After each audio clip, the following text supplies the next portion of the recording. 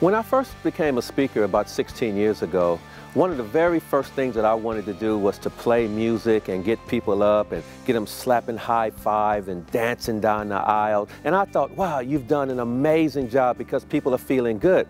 But then I started getting some feedback from people saying, you know what, Eric, I feel really good, but what do I do next? And then it just dawned on me, wouldn't it be great if you could get them dancing down the aisle, slapping high five, feeling good, and then having them walk out of the building and then giving them some takeaway, giving them some content that they could actually apply that to that feeling, so now they're taking action and they're elevating their life. When that started to happen, I reclassified myself as an activational speaker. Yes, I'm going to make you feel good. Yes, you're going to have fun, you're going to dance, you're going to do all those sorts of things, but at the end of the day, you will have the tools, the skills, the capabilities to go out and to execute a game plan that's going to give you better life. It's going to give you success. And let me tell you something right now. I'm also going to tell you some things that you don't want to hear. And you know why? Because the things that you don't want to hear are the things that you might have to change. And unfortunately, some people are comfortable just being in a rut. So from an activational point of view, I'm going to try to get you to move from where you are to where you know that you should be.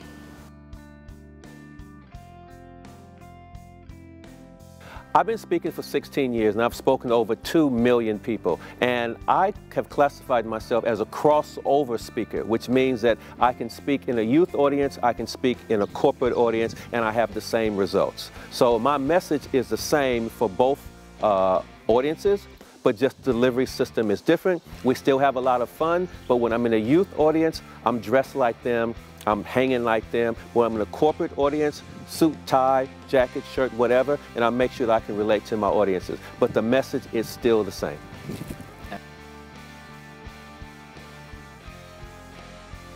The message is this: without vision, without focus, there are no successful results. Because each and every day, you must ask yourself one simple question: am I doing enough? What is enough? Well, enough equates to what you see yourself doing in the future. The message is purpose. Find your why, which is all about clear, precise vision.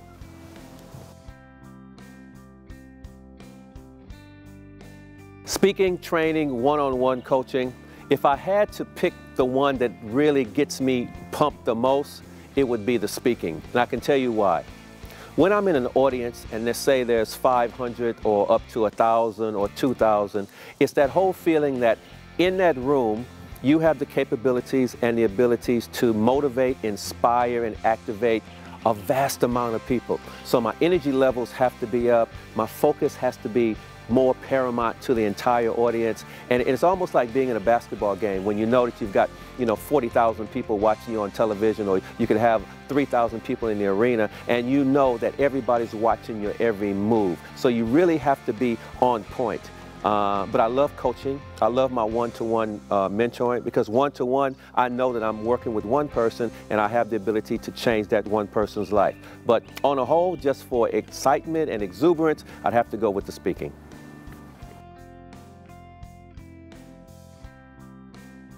I would have to say was I received the CSP award a couple years ago, which is a Certified Speaking Professional Award.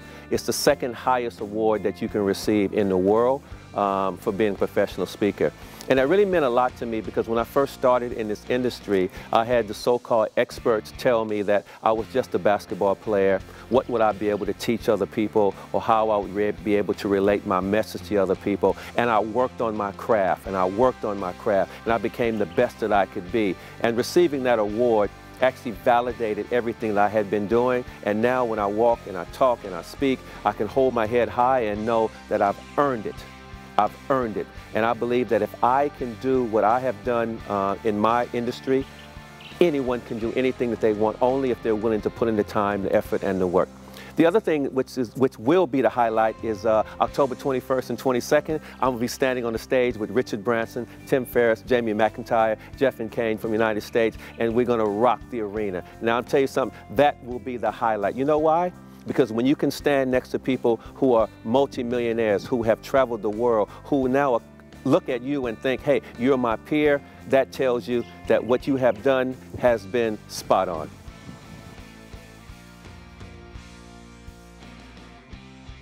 What's left for me? I simply want to be able to continue doing what I'm doing, helping people around the world. My wife is currently in a part-time working situation, and I want to be able to say, hey baby, no more, let's just travel the world. I want to see my daughter happy and successful. She's getting married on September the 9th, 2011 in Port Douglas. I want to be able to leave her with enough resources so that she will never ever have to worry about life ever again. But the most important thing that I want to do for her is not what I leave for her, it's what I leave in her.